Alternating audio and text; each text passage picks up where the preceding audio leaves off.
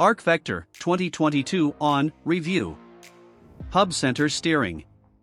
Hand-built near Coventry by a talented team of engineers, including former Triumph staff and development writers including ex-BSB and MotoGP writer James Ellison, the Arc Vector is a festival of carbon fiber and electricity. Arc founder Mark Truman designed the Vector while working at Jaguar Land Rover, and he's a dyed-in-the-wool bike nut who's raced everything from Motocross, Suzuki RGV 250S and Yamaha FCR 400 SPs in a previous life. Arc also worked with the automotive industry using their know-how to develop their EV projects. They have had a difficult start to life. A major investor pulled out, causing the company to go into receivership in 2019 before production started, and if it wasn't for Truman plowing his own money in to realize his dream a year later, they wouldn't be here now.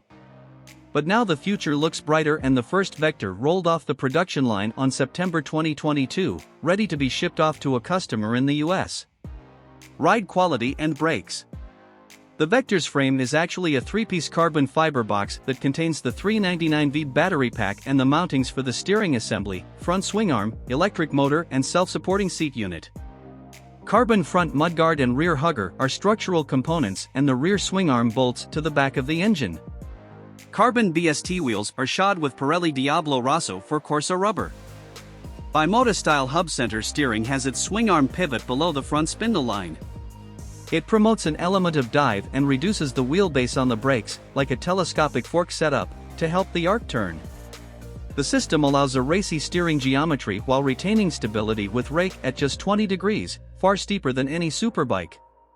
Arc experimented with an 18-degree angle during development, which worked well on track, but was too responsive for the road. Trail is 105mm and wheelbase 1450mm. Engine. The undoubted star of the Vector show is its motor. A petrol engine would give its oily pistons to have a power curve like the Arc's electric motor.